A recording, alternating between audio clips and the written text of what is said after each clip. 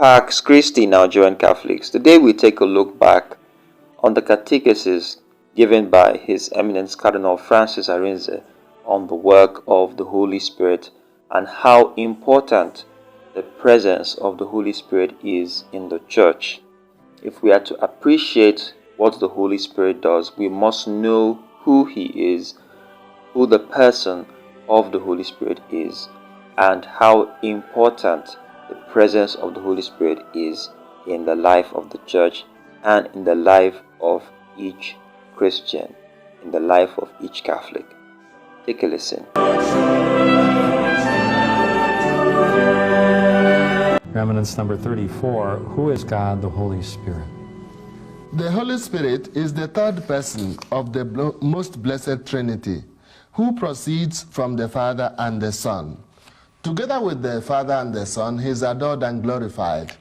He is the one who has inspired the prophets, so that we often ask the Holy Spirit for wisdom. We ask Him for grace. As Christ promised, He would teach the apostles and remind them all He had taught them, and they didn't understand at that time, not through the fault of Christ, but because the apostles were still weak. The Holy Spirit also keeps the church together in unity and faithful to Christ in teaching, not changing the teaching when people say it is difficult.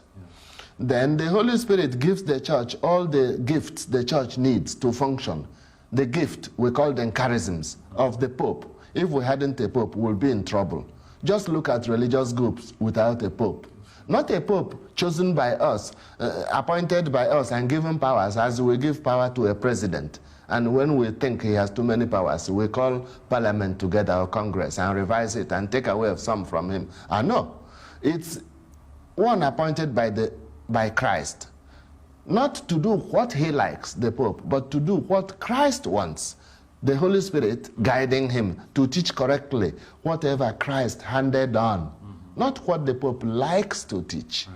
Then the Holy Spirit gives the church the gift of the bishop, the gift of the priest, the deacon, all those services we see in the church, the gift of the married life, that people are married, the sacrament, and they live that witness to Christ in the family. The gift of those who live single lives in the world and give model of following Christ in that state. The gift of the religious life, the monks, the nuns, the sisters, the brothers.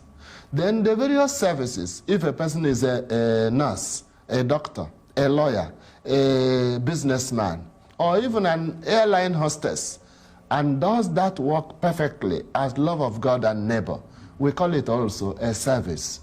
The Holy Spirit gives all these gifts. And so we use this opportunity to invite each and every one of us to pray for our current Pope, Pope Leo XIV, that the Lord will continue to grant him the graces that he needs to lead the flock of God. Hope you have learned something new. Thank you so much for watching, and I'll talk to you soon. God bless you.